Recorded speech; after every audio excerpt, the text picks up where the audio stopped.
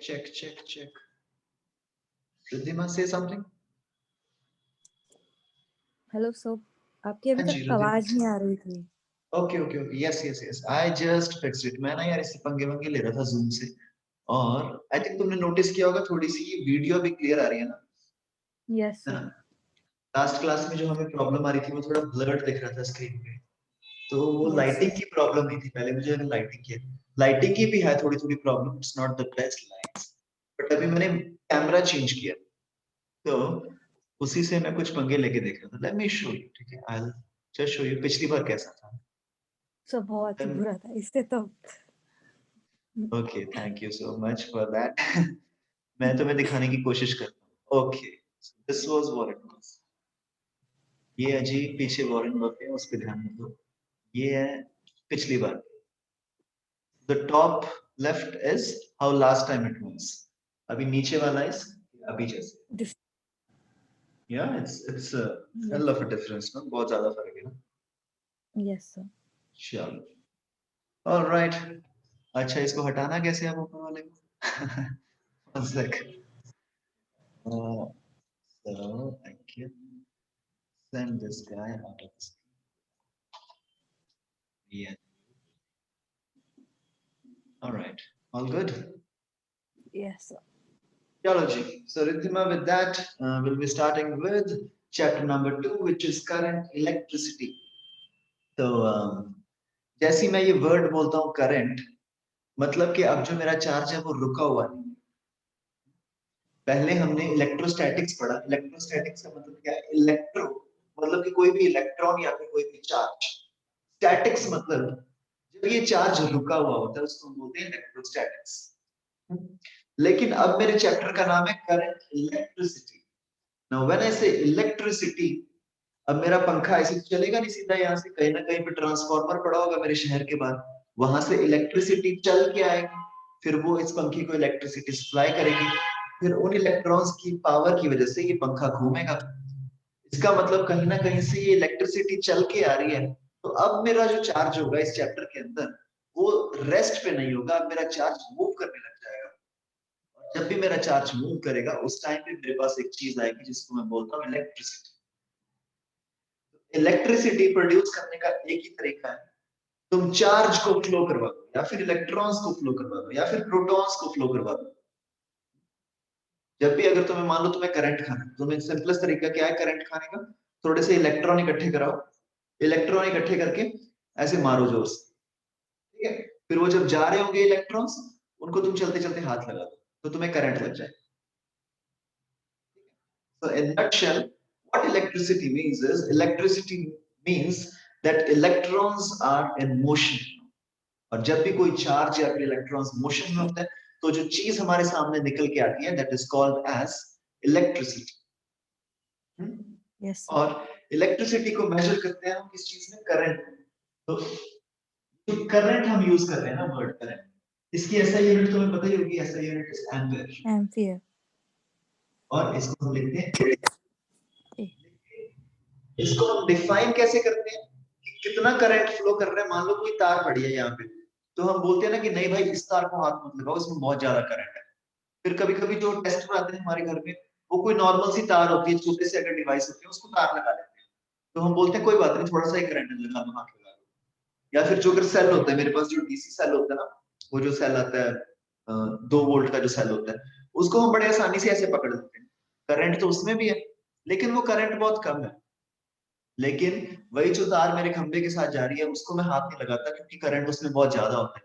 नीचे वो जो डेंजर का साइन बना होता है ना 240 वोल्ट, मतलब करंट वेरी करता है, किसी तार में थोड़ा सा ज्यादा होगा, किसी तार में थोड़ा सा कम होगा। तो ये मैं कैसे डिसाइड करूंगा कि किस तार में करंट ज्यादा है, किस तार में करंट कम है? तो basically how can I define electric current is कि किसी भी तार में से, किसी भी वायर में से कोई भी तुम एरिया ले लो, ये क्रॉस सेक्शन ले लो,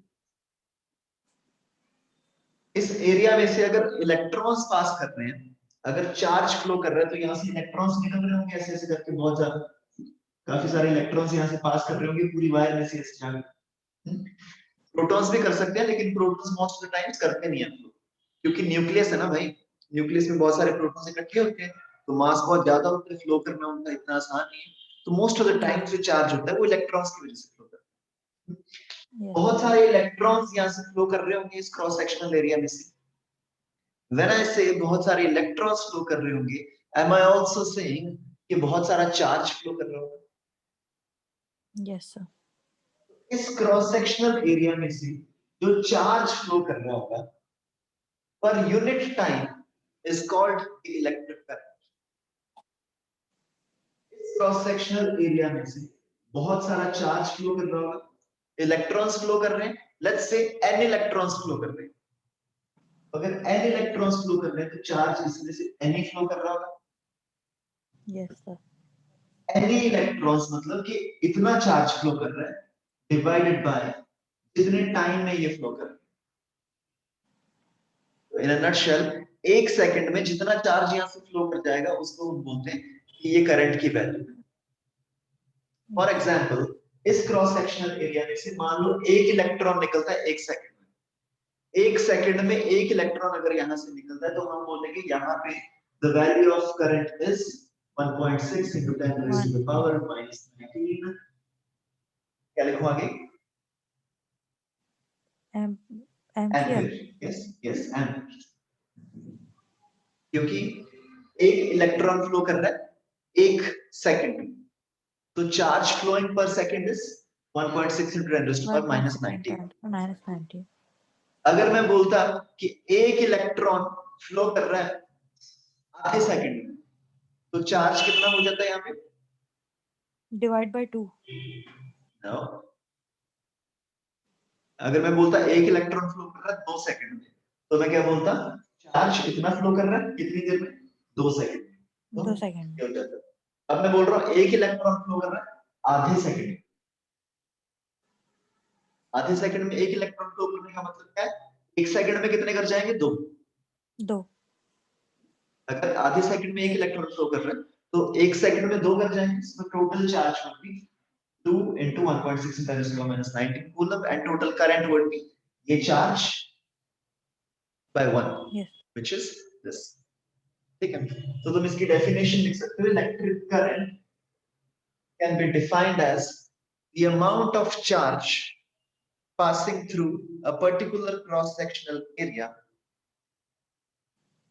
upon time।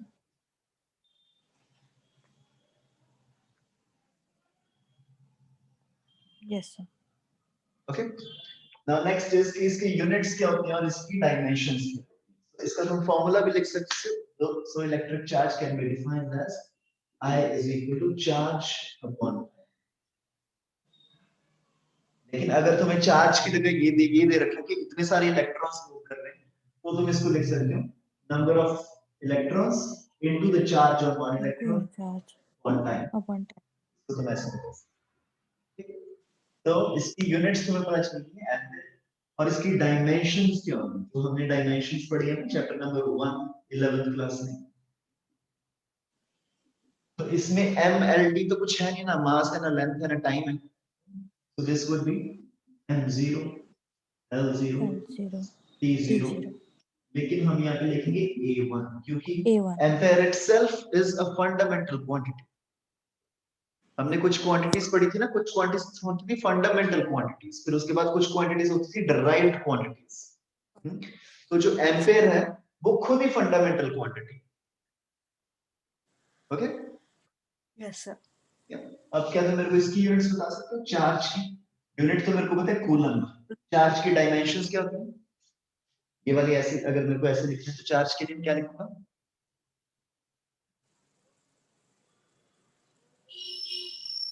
Coulomb. Coulomb fundamental नहीं है ना, यहाँ पे मेरे पास सिर्फ फंडामेंटल चीजें आ सकती हैं। मास, लेंथ, टाइम, एम्पेयर, केल्विन, जो भी फंडामेंटल 7 क्वांटिटीज हैं वही यहाँ पे आ सकती है। अब कूलम फंडामेंटल नहीं है, यहाँ पे मैं सी लिख सकता हूँ। इन्हीं क्वांटिटीज के टर्म्स में मेरे को बताना पड़ेगा कि मैं कूलम को क्या लिखूं। एक मिनट. हमारी स्क्रीन पे ये फॉर्मूला लिखा हुआ है।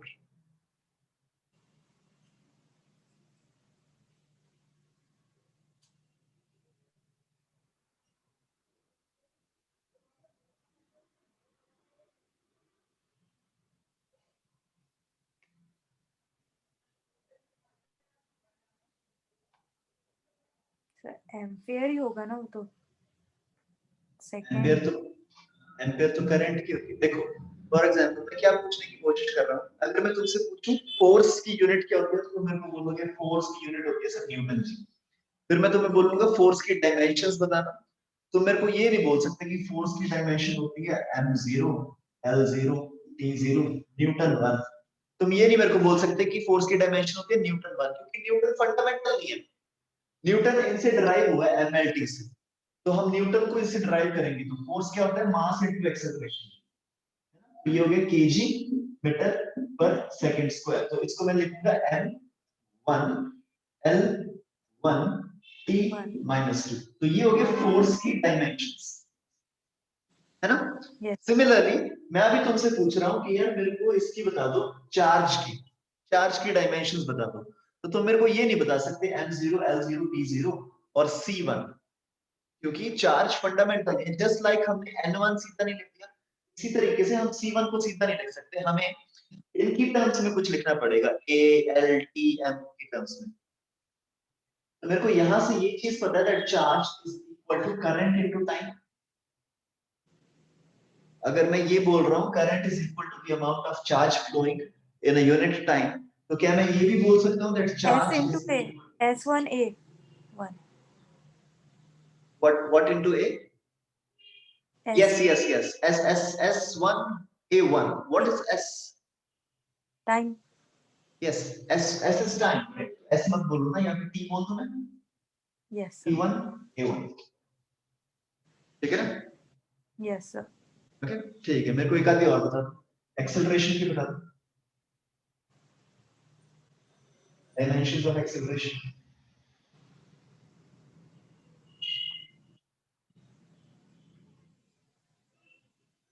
तो एक्सेलरेशन होता क्या है? Velocity upon time. Velocity upon time, ठीक है जी। Acceleration is velocity upon time, और वेलोसिटी की यूनिट्स क्या होती सर एक्सेलरेशन इज m1t -2 है? L1 m1 M1 sure. Yes sir. Sir meter per second square ना। हाँ तो देखो meter per second square, yes meter sir. क्या होता है? लेंथ या L1। Meter is length.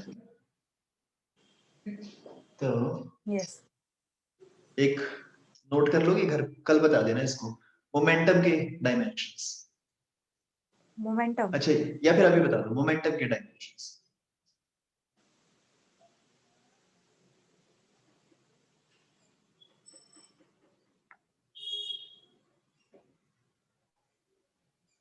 So what is momentum? Momentum is mass mass. into So velocity.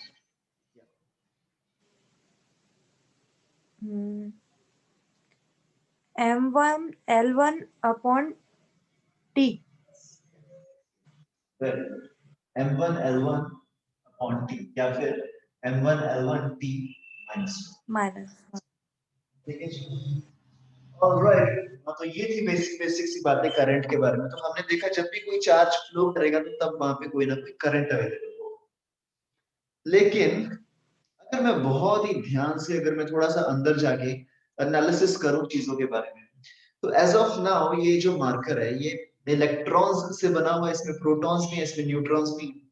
तो basically ये एटम्स का बना हुआ है, लेकिन मैं इसको बहुत ही आराम से पकड़ के बैठा हूं, क्योंकि मुझे पता है कि ये करंट मेरे को मारेगा नहीं। तो ये करंट मेरे को क्यों नहीं मार रहा? क्योंकि इसमें इलेक्ट्रॉन्स तो हैं, लेकिन वो इलेक्ट्रॉन्स फ्लो नहीं कर रहे, इसीलिए मुझे यस इस मार्कर से डर नहीं लग रहा है। तो मैं बड़े आसानी से पकड़ के बैठा हूं, मुझे पता है ये इलेक्ट्रिसिटी नहीं है इसमें, क्योंकि इलेक्ट्रॉन्स तो हैं लेकिन वो फ्लो नहीं कर रहे। लेकिन to be very true with you, actually में इस मार्कर में क्या होता है, let's say this is my marker, है ये इंसुलेटर, ठीक है, अभी हम बाद में बात करेंगे इंसुलेटर कंडक्टर क्या होता है ये इंसुलेटर बना ये प्लास्टिक को है, सब कुछ ऐसे एक में सब कुछ ऐसी है, इंसुलेटर है सब। तो इसमें ऐसे एटम्स होंगे, यहाँ पे बीच में एक न्यूक्लियस होगा, इसके आसपास ऐसे इलेक्ट्रॉन्स घूम रहे होंगे, यहाँ पे और एक न्यूक्लियस होगा, आसपास ऐसे इलेक्ट्रॉन्स घूम रहे होंगे। यहाँ पे और एक न्यूक्लियस होगा, आसपास ऐसे इलेक्ट्रॉन्स घूम रहे हैं। But if you really look at it, हमने तो स्ट्रक्चर ऑफ एटम में 9th क्लास में और 11th क्लास में ये पढ़ा था ना केमिस्ट्री में, कि बीच में न्यूक्लियस होता है भाई, और न्यूक्लियस के आसपास इलेक्ट्रॉन्स चक्कर लगाते हैं। तो अगर इलेक्ट्रॉन्स न्यूक्लियस के आसपास रिवॉल्व कर रहे हैं तो मतलब इलेक्ट्रॉन्स मोशन में है, और अगर इलेक्ट्रॉन्स मोशन में है तो मतलब इसमें इलेक्ट्रिसिटी होनी चाहिए, और अगर इसमें इलेक्ट्रिसिटी होनी चाहिए तो ये मार्कर मेरे को करंट मारना चाहिए। Yes. So what I am saying is कि यहाँ पे न्यूक्लियस है, मैंने केमिस्ट्री में पढ़ रखा है कि ये न्यूक्लियस के अराउंड ऐसे न्यूक्लियस पड़े नहीं, बिल्कुल जैसे सोलर सिस्टम में होता है ना, जैसे सन होता है बीच में तो नहीं है, कहीं ना कहीं पे सन है और उसके आसपास प्लैनेट्स रिवॉल्व कर रहे हैं 24 घंटे लगातार, कभी भी प्लैनेट कोई रुकता नहीं है, वो हमेशा करते ही रहते हैं। सिमिलरली एटम के अंदर क्या होता है, न्यूक्लियस बीच में पड़ा होता है और उसके आसपास इलेक्ट्रॉन्स रिवॉल्व करते रहते हैं। तो यहाँ पे ये जो इलेक्ट्रॉन्स हैं ये हमेशा यहाँ पे ऐसे करके घूमते रहेंगे, और यहाँ पे सारे ये इलेक्ट्रॉन हैं, सारे हर जगह पे इलेक्ट्रॉन हमेशा घूमते रहेंगे। तुम ध्यान से अगर इस मार्कर को देखो, अभी हमें लगता है कि यार ये मार्कर बड़ा आराम से, मतलब it's like a solid thing कि बस जो बन गया, लेकिन अगर बहुत अंदर जाके तुम इसका एनालिसिस करोगे तो 24 घंटे भाई इस मार्कर में कुछ ना कुछ हो ही रहा है। अगर तुम बिल्कुल माइक्रोस्कोपिक लेवल पे जाके इस मार्कर को देखोगे तो all the time some movement is happening inside this marker at the lowest possible level. तो बट माय क्वेश्चन कि अगर इलेक्ट्रॉन्स इसमें इतनी तेजी से घूम रहे हैं, बहुत तेजी से अगर घूम रहे हैं, तो ये मेरे को करंट क्यों नहीं मार रहा?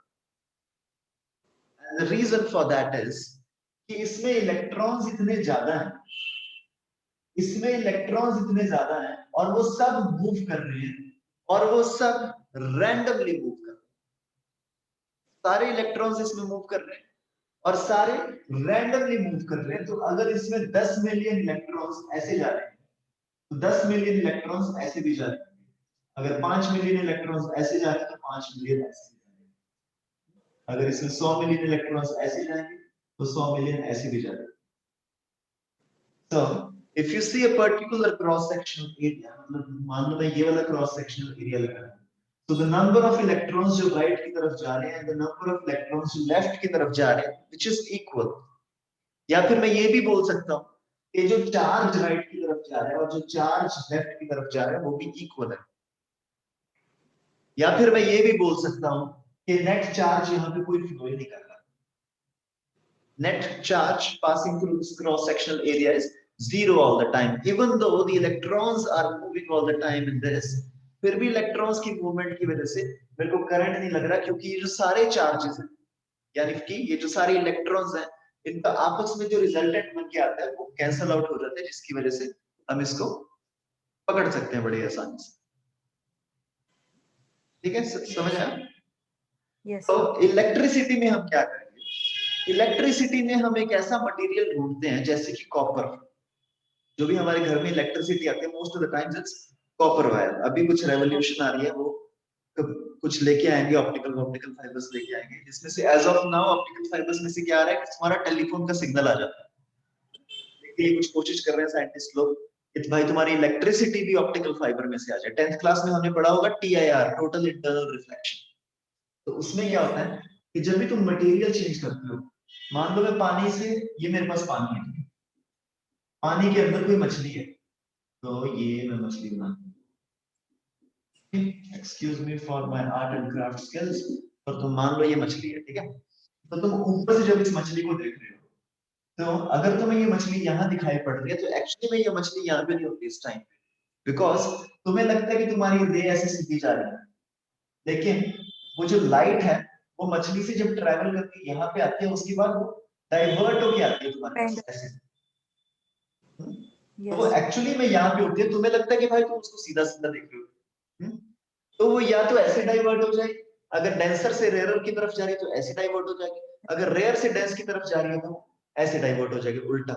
लेकिन टोटल इंटरनल रिफ्लेक्शन में क्या होता है, तुमने एक ऐसा मटेरियल ढूंढते हो ऑप्टिकल फाइबर की तरफ कि जिसमें से जब तुम किसी चीज को, रे को फेंकते हो, तो वो यहाँ पे जाके ना तो वो कन्वर्ज होती है ना वो डाइवर्ज होती है, वो इनफैक्ट मुड़ के आ जाती है, वो यहाँ पे ऐसे मुड़ जाती है, मुड़ती रहती है। So because of this, the speed becomes really fast. ये जो आजकल के हमारे इंटरनेट लगे हैं ना, तुम देखो स्विट्जरलैंड और सिंगापुर जैसी कंट्रीज में आजकल के जो इंटरनेट है, अभी इंडिया में तो नहीं आया, वहां पे तुम्हारा internet 10 Gbps. This is only because of one major revolution in this is क्योंकि अभी जो तुम्हारा डेटा आ रहा है वो ऑप्टिकल फाइबर के थ्रू आ रहा है। आज तक जो तुम्हारा डेटा आता था वो सीधी लैन केबल से आता था। जो पहले काली वाली तार होती थी ना, जो हमारे लैंडलाइन फोन लगे होते थे, उसमें से डेटा आता था। आजकल जो डेटा आ रहा है वो ऑप्टिकल फाइबर से। So this is, ये हम क्यों पढ़ रहे हैं, टोटल इंटरनल, ये तो कहेंगे।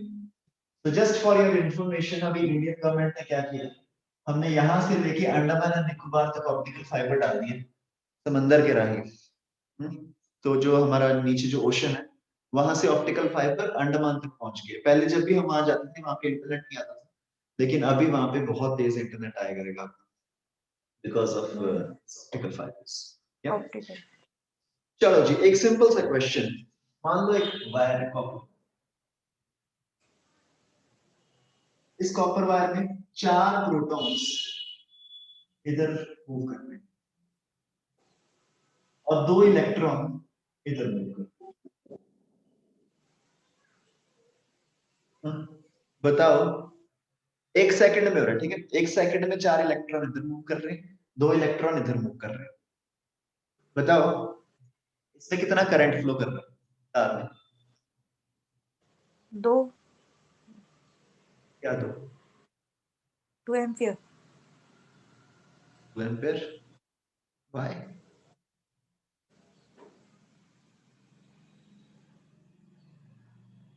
सर उन दोनों के बीच का, ये 4 प्रोटॉन, ऊपर वाले हैं 4 प्रोटॉन, नीचे वाले हैं 2 इलेक्ट्रॉन। ओके, ऊपर पॉजिटिव है नीचे। अगर ऊपर भी नेगेटिव होता है नीचे भी नेगेटिव होता है, या फिर ऊपर भी पॉजिटिव होता है नीचे भी पॉजिटिव होता है, तो हम सीधा बोल देते 2। Yes sir. ठीक है, दिस इज जस्ट लाइक, मैंने मान लो मैंने तुम्हें दी 7 चॉकलेट्स, ठीक है, या फिर मैं अगर तुमसे ये बोल दूं कि मैंने तुमसे -7 चॉकलेट्स ले ली। If I take -7 from you, this is just like I gave you 7. So it's one and the same thing. तो ऊपर 4 प्रोटॉन्स जाके राइट की तरफ, इनकी वजह से कुछ इलेक्ट्रिसिटी होगी, इनकी वजह से कुछ चार्ज फ्लो कर रहा है राइट की तरफ। नीचे 2 इलेक्ट्रॉन्स आए जो मूव कर रहे हैं लेफ्ट की तरफ। Now, when I say 2 electrons are moving to the left, this is equivalent to saying that 2 protons are moving to the right. Okay. Okay, because negative charge left जा रहा is equivalent to positive charge right side. Yes sir. So total number of, तुम ऐसा मान सकते हो, हम इसमें imagine कर सकते हैं that there are 6 protons going to the right. To the right. या फिर हम ये भी मान सकते थे कि ये जो 4 प्रोटॉन्स हैं, इनकी बजाय we have 4 electrons going to the left. हम ये भी बोल सकते हैं कि 6 electrons are going to the left, और या फिर हम ये भी बोल सकते हैं कि 6 protons are going to the right. Yes. और ये सारा ट्रैवल कितनी देर में कर रहे हैं? 1 सेकंड में। 1 सेकंड। इसमें से कितना चार्ज फ्लो करेगा या फिर कितना करंट फ्लो करेगा? Current is equal to charge on time. Time तो मेरे को पता है 1 सेकंड, तो चार्ज कितना, ये कितना चार्ज हो गया? 6 into 10 raised to 6 into 1.6 into 10 raised to power minus 90. Minus 9. So this will be 6 power minus 19 ampere. Yes. चलो जी, एक सिंपल सा क्वेश्चन जो तुम्हें कंपटीशन में पूछ लिया जाता है, हो सकता है तुम्हें नॉर्मल एग्जामिनेशन में कभी ना पूछा जाए। वो बताते हैं कि Q मतलब कि charge is equal to 3t square plus 2t minus 1. So find current at 3 seconds. तो हमने अभी अभी बोला current is equal to charge upon time. जब मेरे को इक्वेशन इस फॉर्म में दे रखी हो, we can also say current is equal to charge upon time, and when time is really small, we can also say current is equal to rate of change of with time। हम charge को differentiate करेंगे with respect to time, फिर time की value put कर देंगे जो भी हमें दी हुई है। This would give me the value of current. ठीक है, तो मैं डिफरेंशिएशन आती होगी ना? यस सर, ये डीपीपी में आपने क्वेश्चन दिए थे ना? सॉरी, ये क्वेश्चन आपने डीपीवी जो भेजे थे उसमें भी दिए थे ना? यस, उसमें एग्जैक्टली सेम क्वेश्चन नहीं है। So this question number 3 says charge is 2t square plus 3t plus 4। मैंने इसको चेंज कर दिया, now charge is 3t square plus 2t minus 1। अगर चार्ज की वैल्यू ये है 3t square plus 2t minus 1, so current would be equal to dt of charge which is also equal to t of charge कितना मेरा 3t square plus 2t minus 1। Okay, मेरे को इसकी डिफरेंशिएशन निकालना है। 3t स्क्वायर की differentiation 60 plus 2 60 plus 2। yeah All right, 20 now so charge so current at 3 seconds would be 20 amperes। ampere। Yeah, okay. Yes sir, so we make simple sa question। We'll move to the next topic। So this question is charge is equal to square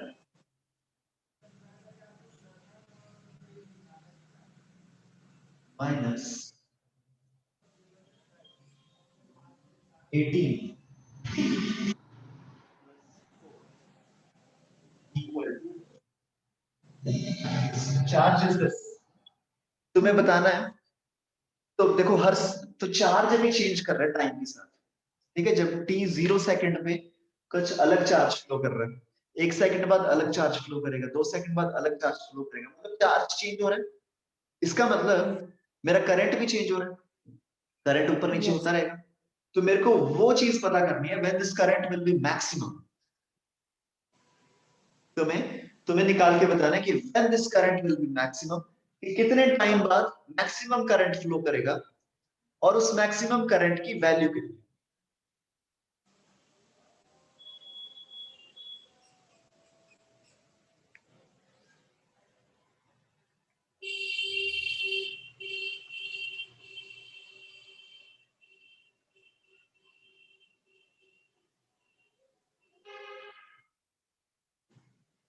तो इसका तो differentiation ही अपना 0 आ रहा है। Differentiation 0 आ रहा है।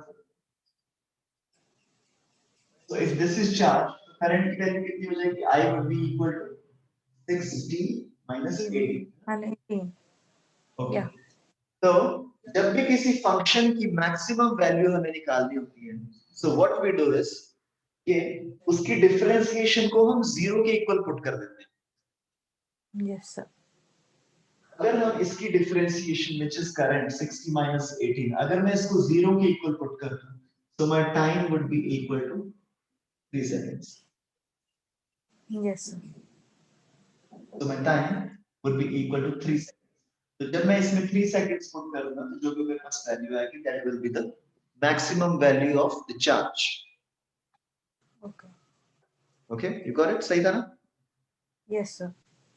और अगर मैं तुमसे पूछ लूं कि इसी क्वेश्चन में तुम्हें ये चार्ज दे रखे हैं, अगर मैं तुमसे पूछूं कि बिल्कुल ऐसे बिगिनिंग में t equal to 0 seconds कितना चार्ज फ्लो कर रहा है?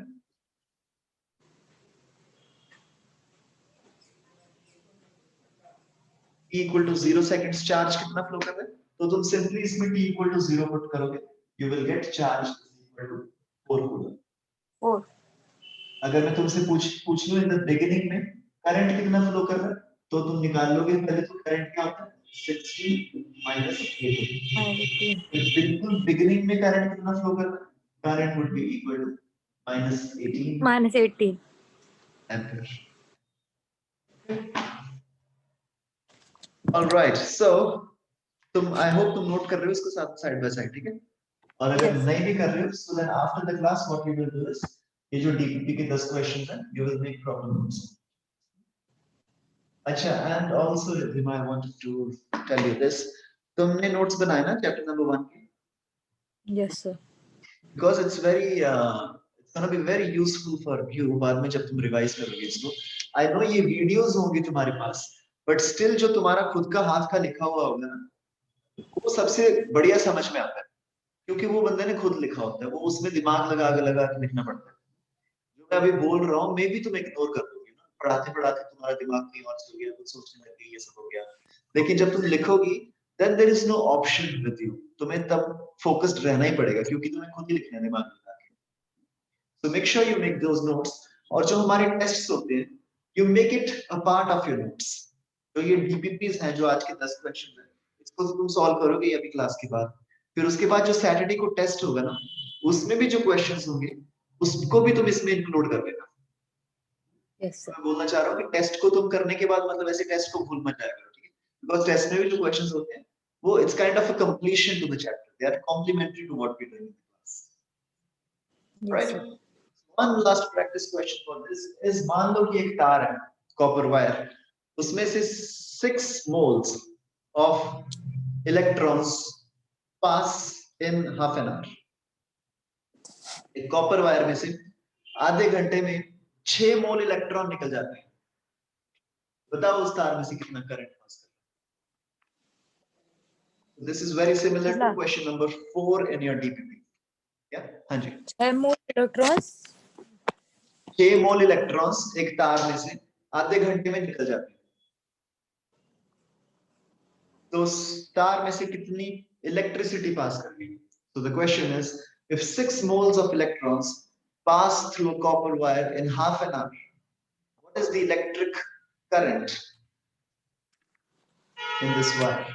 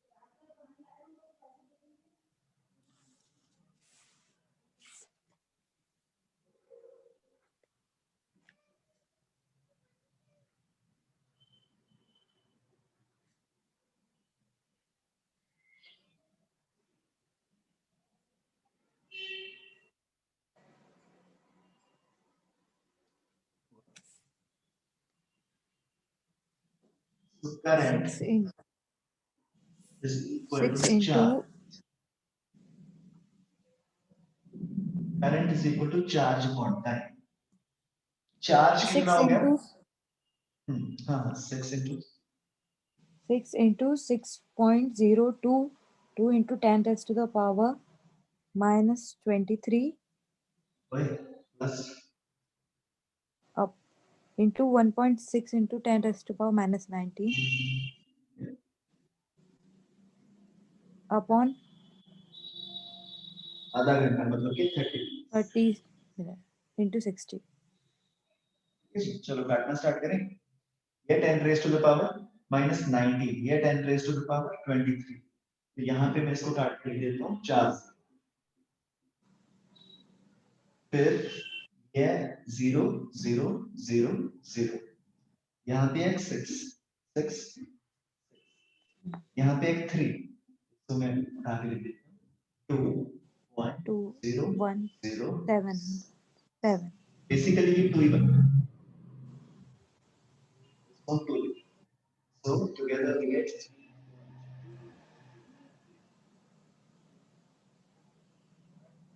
Yes. which is also 320.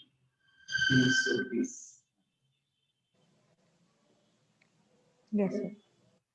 अब हम एक फॉर्मूला सीखेंगे जो कि हमने ऑलरेडी 10th में कर रखा है, लेकिन हम थोड़ा सा उसको रिवाइज करेंगे क्योंकि जो आगे जो चैप्टर्स आएंगे उसमें वो काम आएगा कि एक वायर का रेजिस्टेंस क्या होता है। वायर का जो रेजिस्टेंस होता है वो डिपेंड करता है उस वायर की लेंथ पे और उस वायर के क्रॉस सेक्शनल एरिया पे। And the resistance of a wire is इसको हम लिखते हैं rho into length by cross sectional area.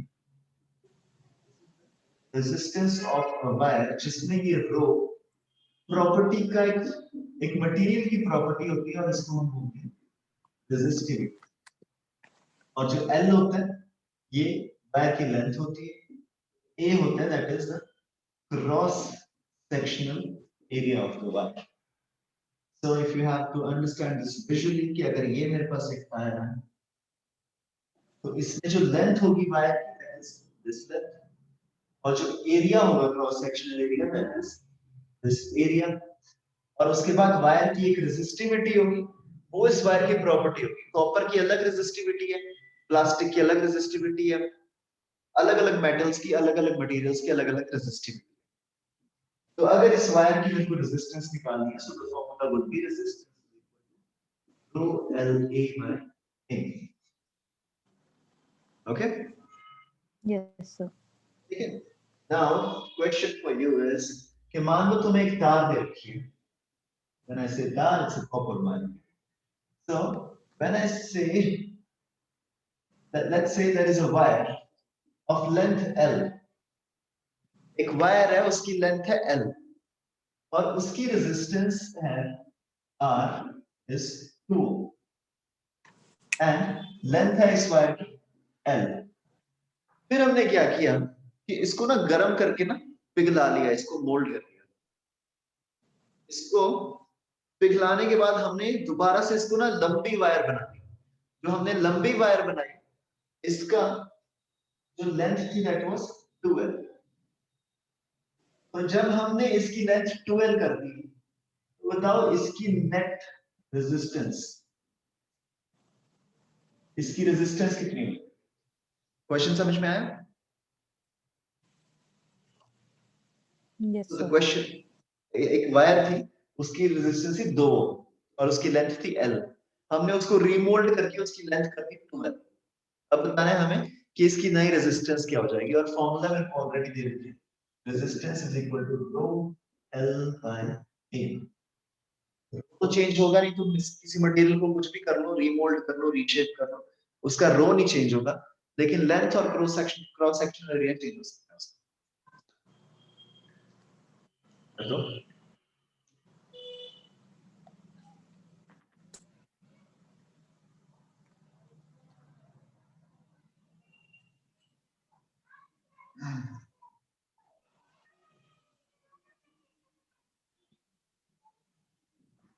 Sir आप बता दीजिए ना। ऑलराइट।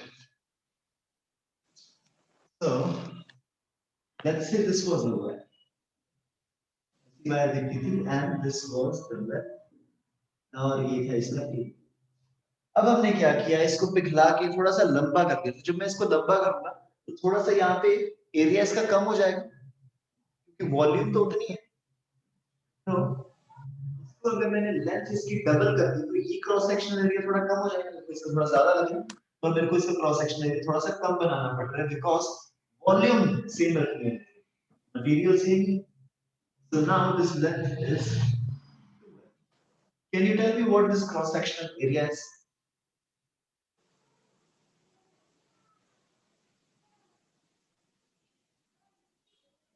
एरिया कितना हो जाएगा ये? हाँ, Breadth. I'm sorry, area is breadth।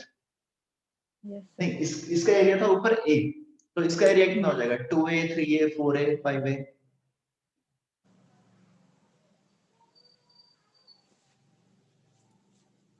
Okay, तो वायर का वॉल्यूम सेम है। वॉल्यूम सेम रहने का मतलब क्या है? वॉल्यूम को मैं ये भी बोल सकता हूँ area into length. Length. Yes, sir. इसका मतलब वॉल्यूम पहले वायर का कितना है? AL। AL. तो वॉल्यूम तो सेम ही है, मतलब इस वायर का भी वॉल्यूम कितना रहेगा एयर, तो इसका 12 into this should be equal to air, तो मैं ये बोल सकता हूँ कि this cross sectional area is Yes, sir. a by 2 into 12 is actually equal to air, ठीक है? Yes, sir. तो इसकी लेंथ डबल हो जाएगी, इसका एरिया हो जाएगा half. Now the formula for resistance is R is equal to rho L by A. पहले उसका rho was 2 ohm. अब मैंने लेंथ इसकी डबल कर दी है, तो उसकी वजह से रो 2 टाइम्स बढ़ जाना चाहिए, है ना? Yes, sir. तो 2 ओम की जगह पे हो जाएगा 4 ओम. लेकिन क्रॉस सेक्शनल एरिया मैंने हाफ कर दिया. क्रॉस सेक्शनल एरिया हाफ होने की वजह से क्या होगा, आर फर्दर 2 टाइम्स बढ़ जाएगा, which is equal to 8 ohm. Did you get this? या मैंने बहुत जल्दी जल्दी में कर लिया? सर एक बार फिर से बताइए ना. Okay. So resistance is equal to rho L by A. पहले लेंथ L थी, क्रॉस सेक्शनल एरिया A था, और मुझे पता है this resistance was equal to 2 ohm. अगली बार क्या होगा, next resistance is equal, rho तो चेंज नहीं होगा, रो उतना ही रहेगा, और L की जगह क्या बन गया, लेंथ होगी 12, और एरिया की जगह क्या हो गया, area becomes A by 2. A by 2 means 2 area. into 2. So this would give me 4 times rho L by A. और rho L by A तो मेरे को पहले पता है, rho L by A was equal to 2 ohm. So this is 4 into 2, 8 ohms. सो यहाँ पे 4 into 2 क्यों करें? ये 2 है ना? Yes, sir. है ना? Yes.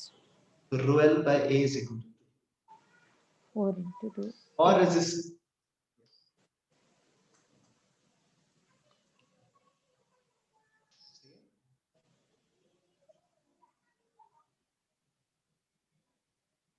Done, sir. और रेजिस्टेंसेस के बारे में कुछ छोटी छोटी बातें होती है, तुम्हें पता ही होगा रेजिस्टेंसेस सीरीज में हम लगा सकते हैं, या फिर हम रेजिस्टेंसेस को पैरेलल में भी लगा सकते हैं, है ना?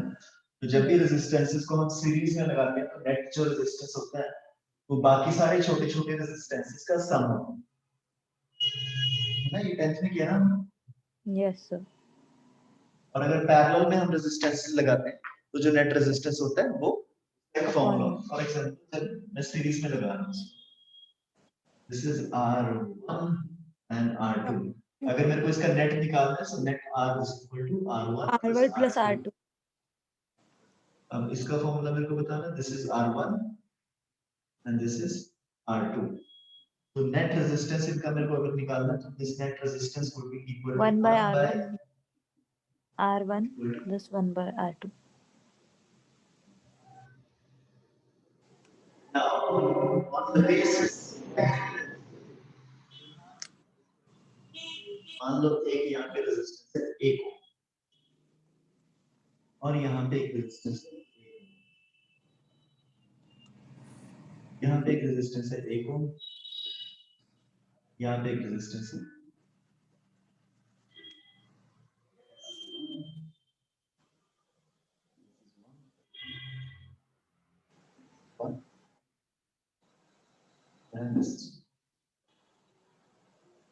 तो मैं एक काम करता हूँ, यहाँ से ना तार से इन दोनों को जोड़ देता हूँ मैं, तार से इन दोनों को भी मैंने जोड़ दिया तार से. इस पॉइंट को मैंने बोला P, इस पॉइंट को मैंने बोला यहाँ पे. अच्छा चलो छोड़ो, मैं और थोड़ा कॉम्प्लेक्स करने लगा था, बट इट्स ओके, इतना करते हैं, ठीक है? P और Q के बीच में मेरे को नेट रेजिस्टेंस चाहिए, तो मैं कैसे निकाल सकता हूँ?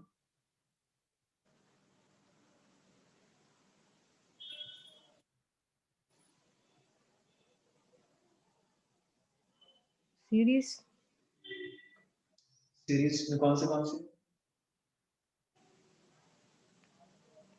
So ये सेंटर में डायगोनल्स वाली जो स्ट्रेट. ओके, कौन से वाले? अच्छा मैं सबको नाम दे दूं, ए सी, दिस इज सी,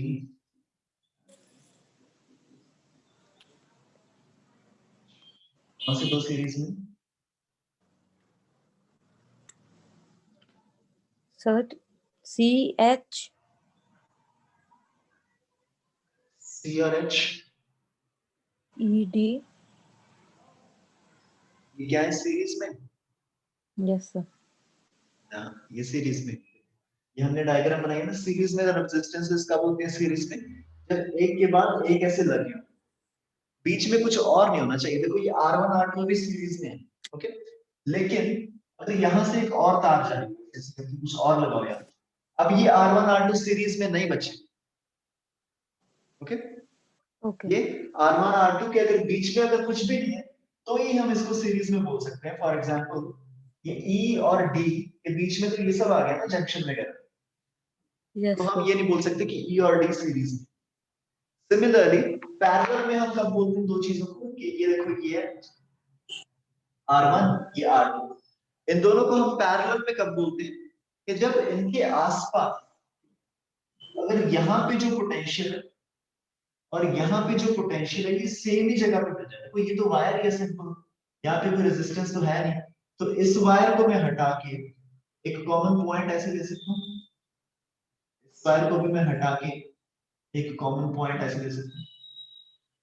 इनको हम बोलते हैं पैरेलल। और सीरीज में हम तब बोलते हैं जब बीच में और कुछ भी ना हो। फॉर एग्जाम्पल ए और बी को देखो तुम ध्यान से, ए और बी के बीच में कुछ भी नहीं है, यस सर। तो ए और बी को हम सीरीज में मान सकते हैं, और ए और बी को मैं हटा के इकट्ठा लिख सकता हूँ दो, तो मैं हटा के इकट्ठा लिख सकता हूँ। सिमिलरली एफ एंड जी भी सीरीज में होगी नीचे वाले, यस सर। है ना, तो इनको भी मैं हटा देता हूँ, एक और एक ओम को मैं मिला के लिख देता हूँ 2। अब तुम ये ध्यान से पॉइंट देखो, अगर ये वाला ये पॉइंट, यहाँ पे तो बीच में कोई रेजिस्टेंस है नहीं, यहाँ पे भी कोई रेजिस्टेंस नहीं है, यहाँ पे भी कोई रेजिस्टेंस नहीं है, सारे पॉइंट्स में कोई भी रेजिस्टेंस। तो अगर तुम थोड़ा सा अच्छे से देखो तो जो पोटेंशियल यहाँ पे होगा वही पोटेंशियल यहाँ होगा, वही पोटेंशियल यहाँ होगा, और यही पोटेंशियल यहाँ पे होगा। तो बेसिकली अगर तुम देखो तो ये दो अलग अलग पॉइंट्स हैं, एक ही पॉइंट, क्योंकि ये दोनों सेम ही पोटेंशियल पे, यस सर। तो तुम ऐसे भी ड्रॉ कर सकते हो, क्योंकि ये सेम ही पोटेंशियल पे है। इसको तो मैं डायग्राम को थोड़ा रिफ्रेश कर लेता हूँ क्योंकि थोड़ा अजीब सा लगा। तो ये मेरा ऊपर वाला 2 and this is 1, this is also 1, ये भी है 1,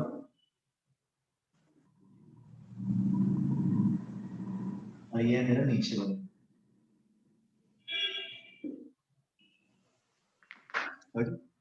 अब ये जो दोनों पॉइंट्स हैं ये सेम ही पोटेंशियल पे, मतलब इन तुम दोनों पॉइंट्स को इकट्ठा मान सकते हो, ये दोनों जो वायर है ऐसे यहाँ पे जुड़ी,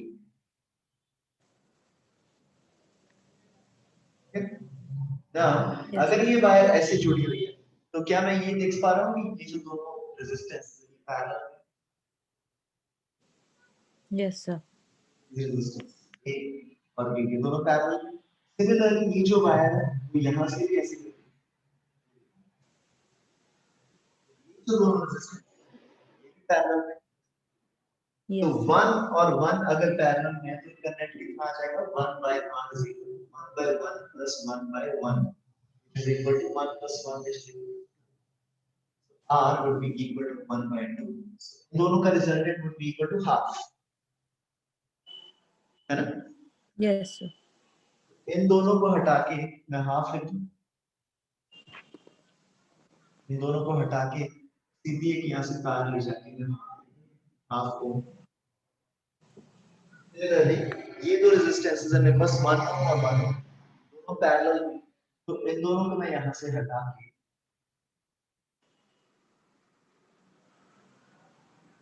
हाफ ही।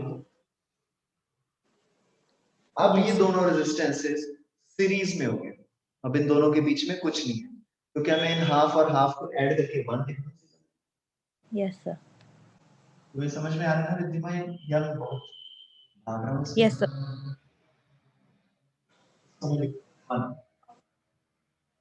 नाउ अब मेरे पास 3 रेजिस्टेंसेस हैं, 2 एक और 2, so all of these are in parallel, तो इनका जो नेट रिजल्टेंट होगा that will be equal to 1 by r is equal to 1 by 2 plus 1 by 1 1 by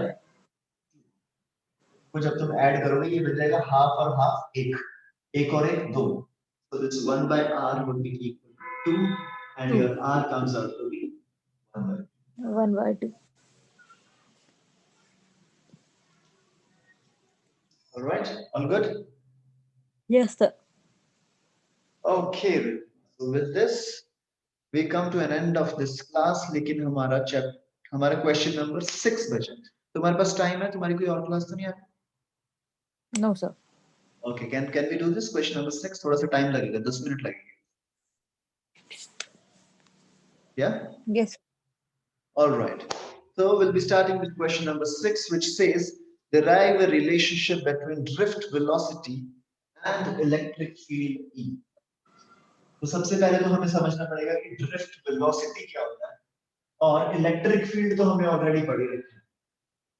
electric field मैंने क्या पढ़ा था पिछली बार, जब भी कोई चार्ज होता है वो अपने आसपास एक फील्ड बना के रखता है जिसको हम बोलते हैं इलेक्ट्रिक फील्ड, जिसमें कोई भी टेस्ट चार्ज होता है, टेस्ट चार्ज कोई ना कोई फोर्स एक्सपीरियंस करता है, और वो टेस्ट चार्ज जो फोर्स एक्सपीरियंस करता है उसको हम बोलते हैं कि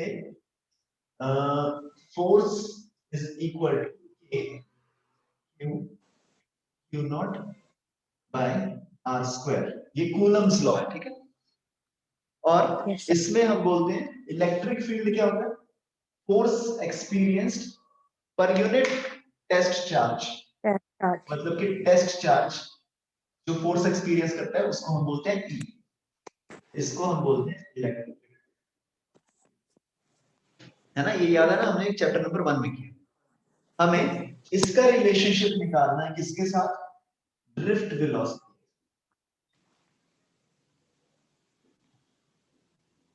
अब ड्रिफ्ट वेलोसिटी सबसे पहले तो होती क्या है, ड्रिफ्ट वेलोसिटी इज कि जब भी किसी कंडक्टर में बहुत सारे इलेक्ट्रॉन्स फ्लो कर रहे हैं या फिर बहुत सारे चार्जेस फ्लो कर रहे हैं, तो कोई चार्ज लेफ्ट जा रहा होगा, कोई चार्ज राइट जा रहा होगा, कोई ऊपर जा रहा होगा, नीचे जा रहा होगा, जिनकी वजह से इलेक्ट्रॉन्स फ्लो करते हैं, जिसकी वजह से इलेक्ट्रिसिटी फ्लो करती है।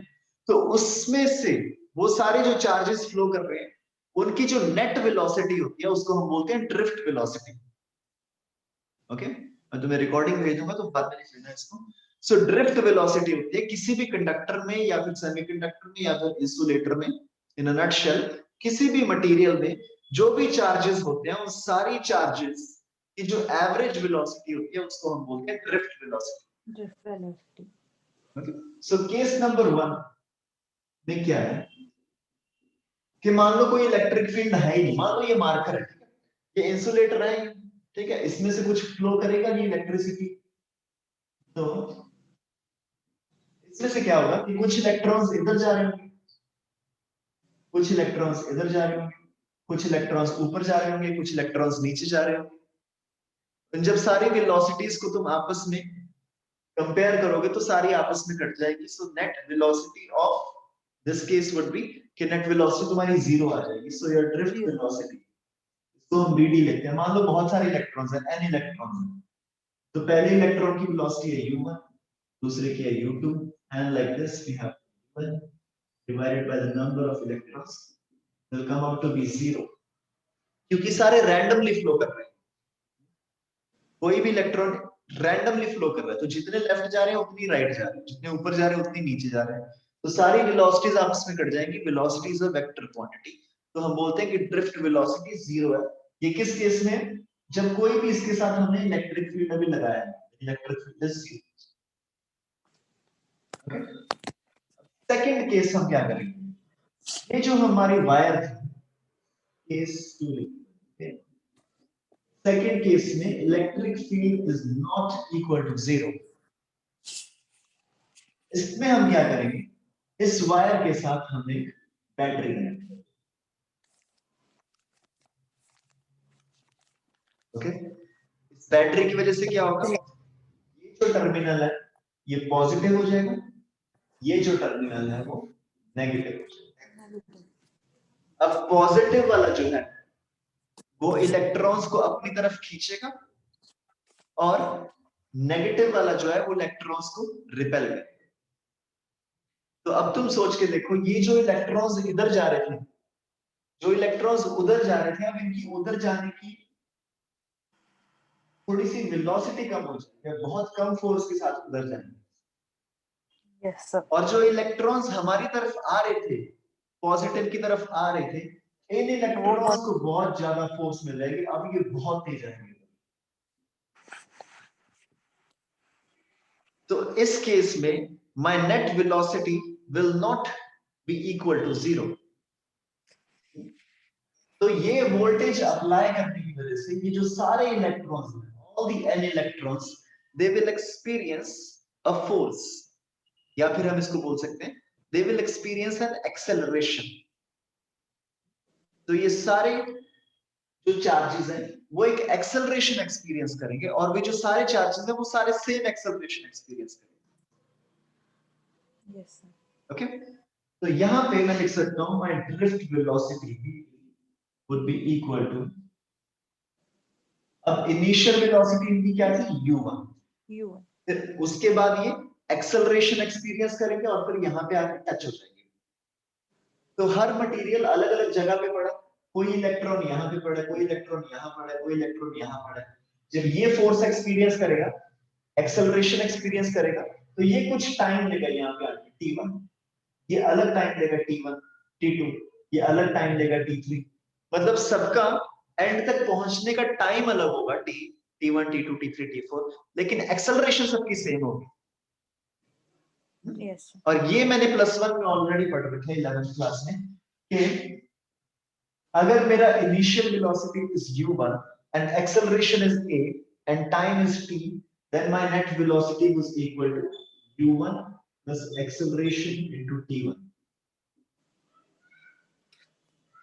Okay, v is equal to u plus at। हम क्या यूज कर रहे हैं, velocity is equal to initial velocity plus at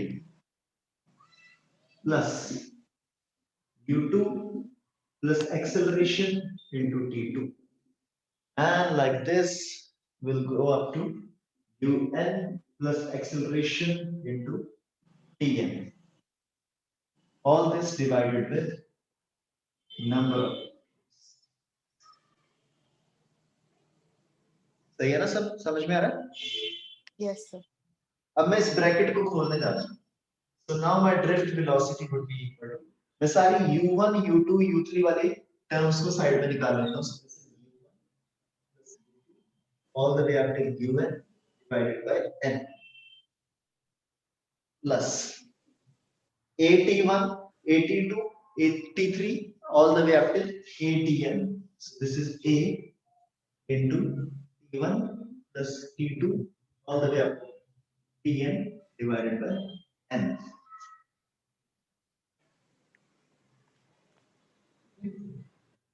Yes sir. Now ये वाली टर्म तुम्हें ऑलरेडी पता है, u1 plus u2 plus u3 all the way up to un divided by n। ये वो वाली वेलोसिटी है जब कोई भी इलेक्ट्रिक फील्ड नहीं था, and this is equal to 0। Okay. इसको मैं लिख सकता हूँ 0, and this is the acceleration, वो acceleration जो सारे इलेक्ट्रॉन्स इस कंडक्टर में एक्सपीरियंस करेंगे, ये वो acceleration। और t1 plus t2 plus t3 plus t4 all the way up to tn divided by n, ये मटेरियल की प्रॉपर्टी होती है, ये हर मटेरियल के लिए अलग अलग होता है, ये मटेरियल की प्रॉपर्टी होती है और इसको हम बोलते हैं ताऊ।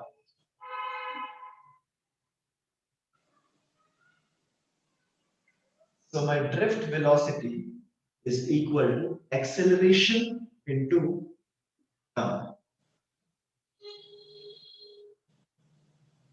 Okay? Yes sir. अब मेरे को टाउ तो पता चल गया, लेकिन क्या मैं ये एक्सेलरेशन भी निकाल सकता हूँ? एक्सेलरेशन के बारे में क्या हम कुछ और पता कर सकते हैं? मेरे को 11th क्लास में ये पता चल गया था कि acceleration is equal to force upon Force upon mass. mass.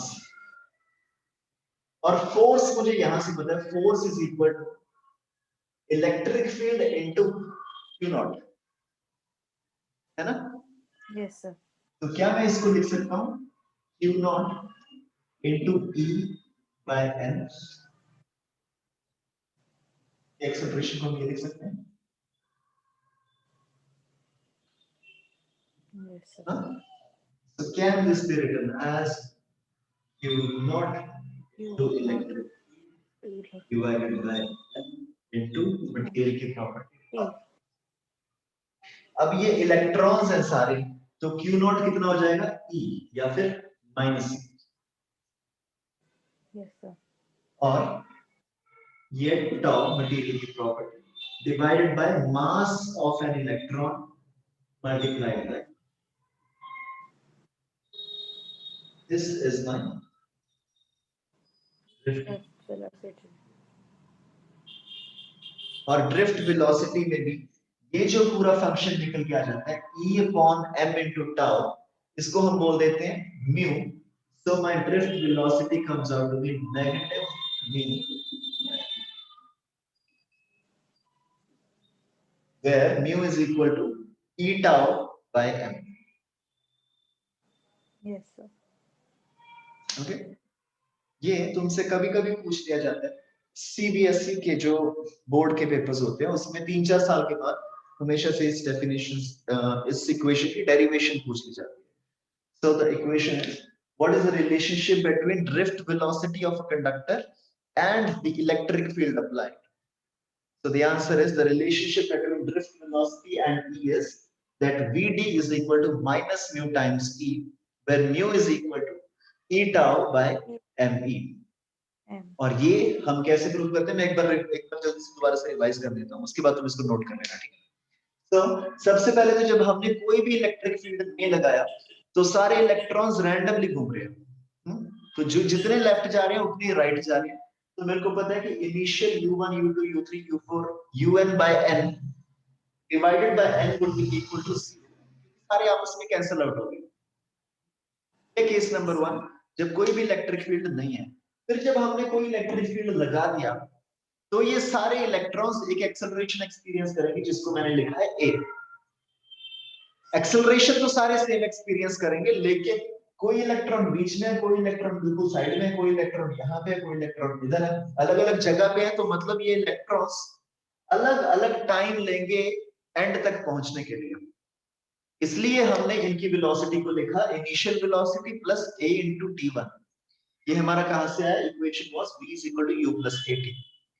तो my drift velocity will be equal to u1 plus at1, u2 plus 82, u3 plus 83 and un plus 80n divided by n।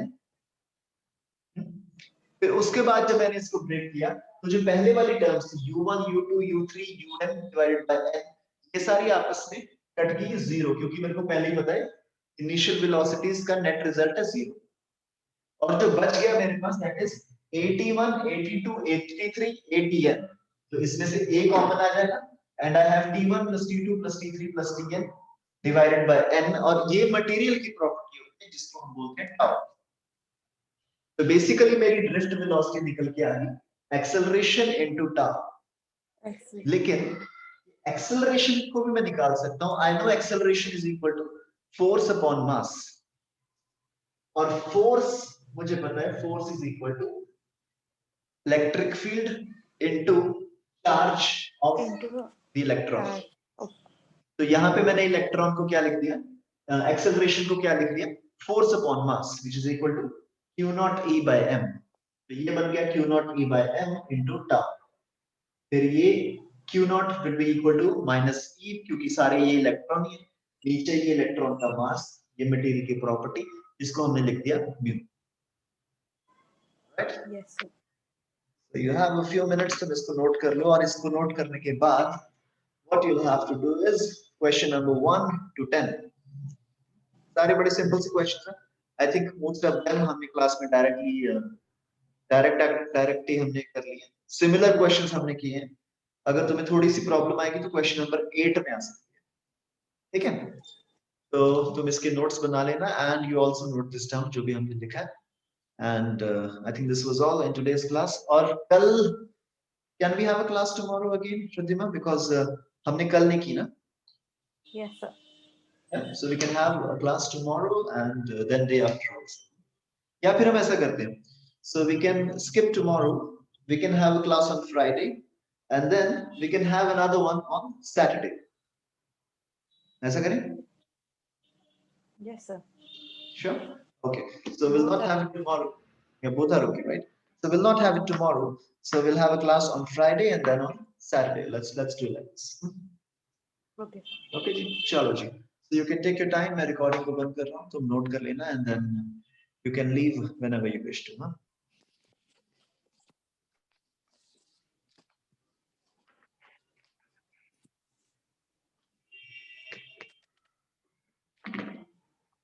Sir जो Gauss law करे थे